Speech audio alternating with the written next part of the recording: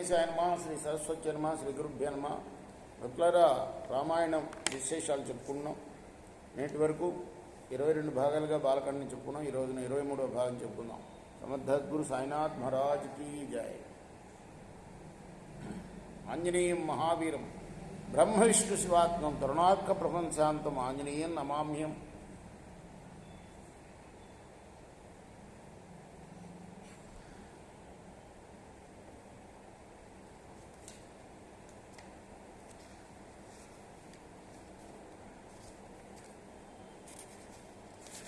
పూజంతం రామరామేతి మధురం మధురాక్షరం ఆరుహ్య కవితాశాఖం వందే వాల్మీకి కోకిలం. 23 భాగాలు చెప్పుకున్నాం అన్నటువంటి 24వ భాగం చెప్పుకుందాం.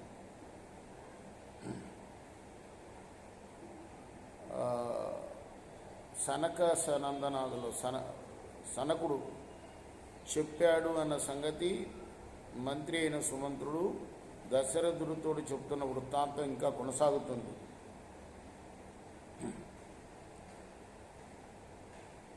సుమంత్రుడు చెప్తున్నాడు, రాజా, ఋష్యశృంగుడు ఎలా రప్పింపబడ్డాడో అది కూడా సనకుడు చెప్పాడయ్యా. ఎలా రోమపాదుడి దగ్గరికి రప్పించబడ్డాడో అదంతా చెప్తున్నాడు.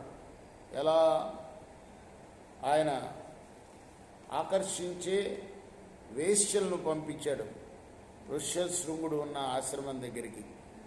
వాళ్ళు విభాండకుడు అతని తండ్రి లేనప్పుడు వెళ్ళారు. ఆయన ఎప్పుడు ఎవరిని చూడలే, అప్పటిదాకా ఏ స్త్రీని చూడలేదు, ఎవరిని చూడలే. స్త్రీ పురుష భేదం కూడా ఆయనకు తెలియదు.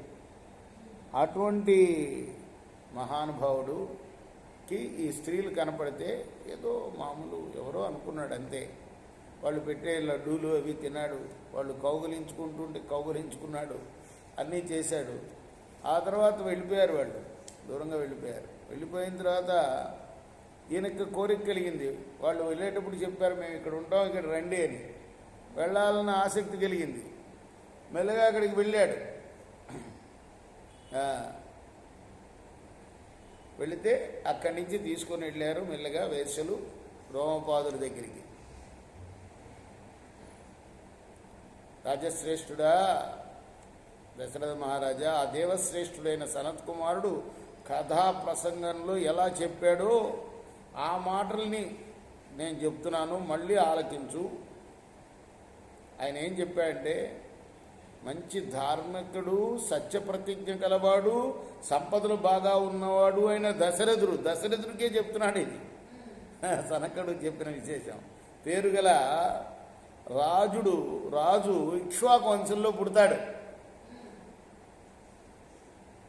అంగరాజైన రోమపాదునితోటి అతనికి మైత్రి ఏర్పడుతుంది. దశరథ మహారాజుకు శాంత అనే అమ్మాయి పుత్రికగా ఉంటుంది.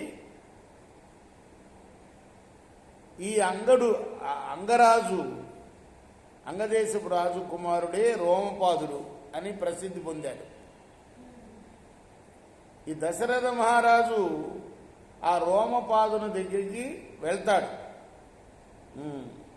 నేను పుత్రుడు లేని వాడిని, మా కులానికి సంతతి కలగటం కోసం శాంతాపతి అయిన ఋష్యశృంగుడు నీ ఆనతితో నా క్రతును నిర్వహించుగాక అని రోమపాదుని అడుగుతాడు. ఆ తర్వాత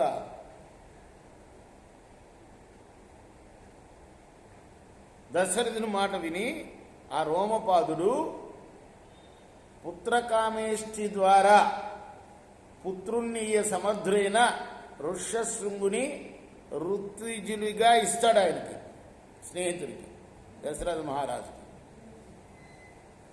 దశరథుడు చింత తొలగిన వాడై అతన్ని తోడ్కొని యజ్ఞాన్ని నిర్వహిస్తాడు.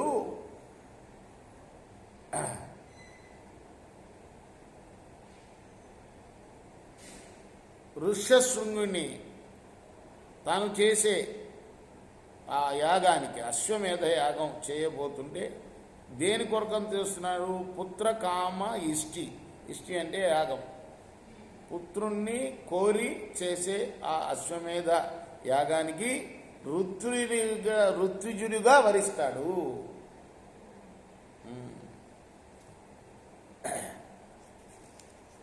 ఆ తర్వాత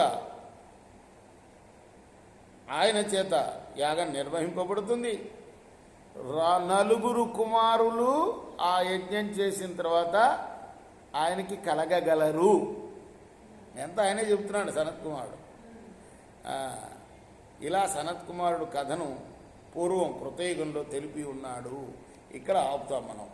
రేపు మిగతా భాగాన్ని కొనసాగిద్దాం. కృష్ణార్పణమస్తు. సాయి కృష్ణార్పణ.